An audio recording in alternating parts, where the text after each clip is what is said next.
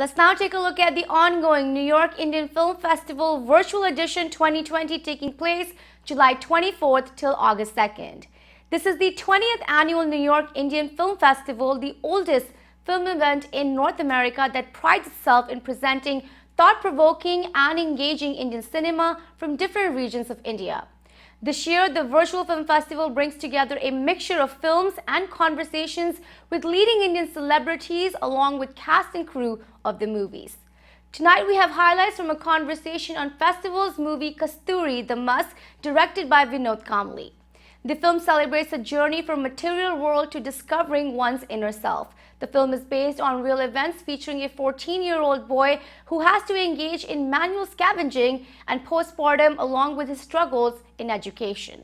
Hello, everyone. My name is Asim Chabra. I'm the festival director of the New York Indian Film Festival. Welcome to KNIFE 2020 Virtual Edition, powered by Movie Saints.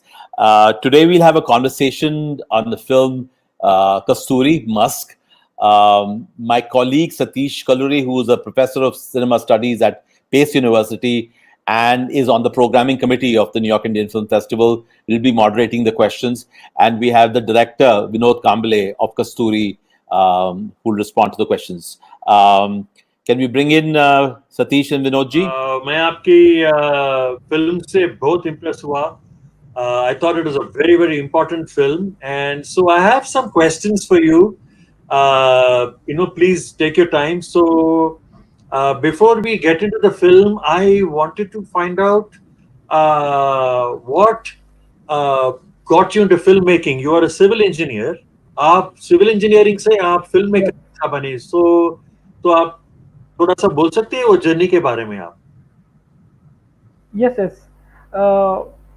मैंने 2013 में civil engineering complete की. उसके बाद मैंने India में UPC की तैयारी कर रहा था. तो उस दौरान मैंने बहुत सारी किताबें पढ़ी. फिल्में तो मैं बचपन से ही देखता था. मुझे फिल्में देखना, उनके बारे में बात करना बहुत अच्छा लगता था. तो मेरा इंटरेस्ट पहले से था फिल्म मेकिंग में. मुझे इसी फील्ड में कुछ करना था, लेकिन ऐसा कुछ डिसाइड नहीं किया था कि डायरेक्टर बनना है या राइटर बनना है. लेकिन इस फील्ड में मुझे कुछ करना था.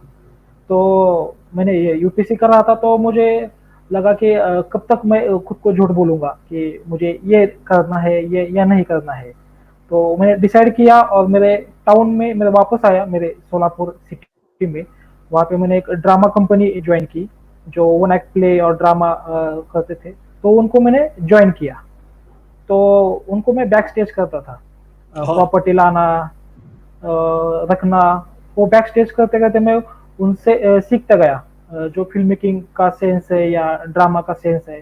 तो इस तरह मेरी जर्नी वहाँ से स्टार्ट हुई as a film maker, as a writer, director. बाद में मैंने लेट डिसाइड किया कि मैं डायरेक्टर बनूंगा. इस जर्नी के दौरान उस दौरान मैंने बहुत सारे ऐसी फिल्में देखी, जैसे पात्र पंचली है, सत्यजीत रे सर की, या आक्रोश है, मंडी है. तो इन सारी फिल्मों से मुझे बहुत ही प्रेरणा मिलती थी. तो मुझे लगता था कि जब भी मैं फिल्म बनाऊंगा तो इस किस्म की फिल्में होगी जो रियलिटी को टच करेगी. जो मेरे आसपास होता है उनको मुझे बाहर लाना है. मेरे साथ जो भी हुआ है, अच्छा है, बुरा है, जो सोसाइटी ने मुझे दिया है, उसे मैं पर्दे पे लाना चाहता था. तो मुझे एक ये जरिया लगा फिल्म मेकिंग या फिल्म, जिसे मैं अपने खुद को एक्सप्रेस कर सकूं के माध्यम से. तो मुझे लगता है कि फाइनली मैंने वो पाथ ढूंढ लिया जिससे मैं खुद को एक्सप्रेस कर सकूं. वो थी फिल्म मेकिंग. सो मुझे लगता है कि ये कहीं से डिसाइड भी था, अनकॉन्शियसली माइंड में कहीं था कि मुझे इस फिल्म में कुछ करना है, या अनडिसाइडेड भी था अगर आप देखें तो इस तरह मेरी वो जर्नी कंप्लीट हुई.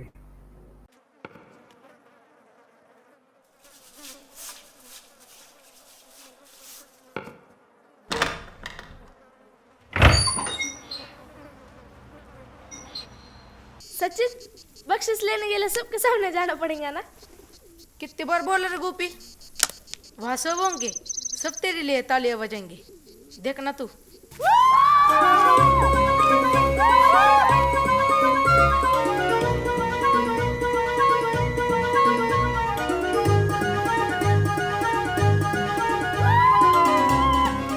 गोपी रुक, गोपी इधर दिखा, गोपी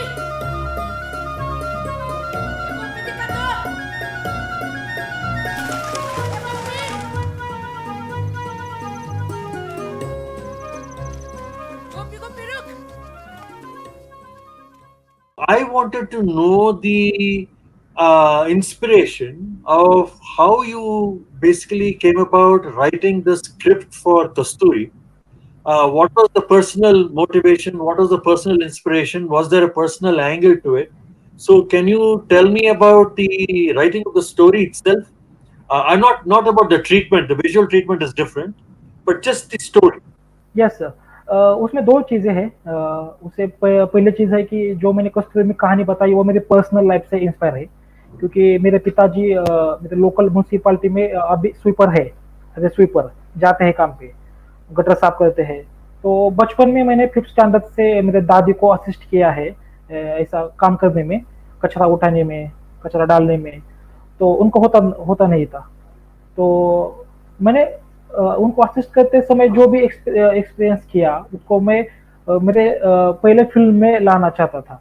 तो मेरा एक बेसिक ये था कि मुझे अपनी कहानी बतानी है, जो मैंने जी है कहीं ना कहीं मेरे अंदर है।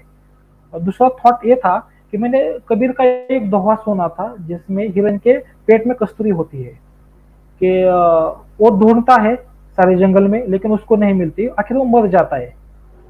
तो मुझे लगा कि अगर उसके अंदर उसकी कस्तूरी है, उसको पता नहीं है, वैसे ही एक बच्चा है जो सोशली बहुत ही नीचे स्तर में रहता है, उसको भी उसके भी अंदर एक कस्तूरी है, उसको पता नहीं है।